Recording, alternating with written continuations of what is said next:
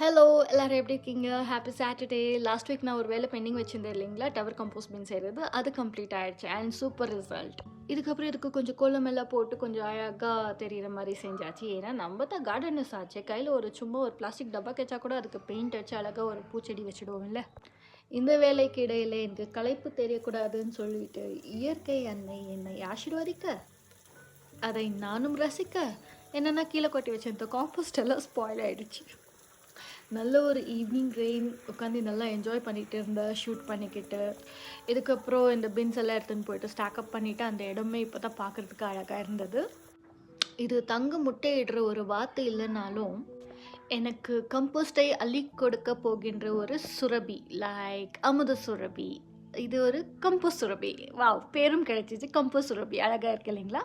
அப்புறம் ஒரே ஒரு கோலம் மட்டும் கொஞ்சம் கோணி கிடச்சி, கொஞ்சம் அட்ஜஸ்ட் பண்ணிக்கோங்க. See you, bye.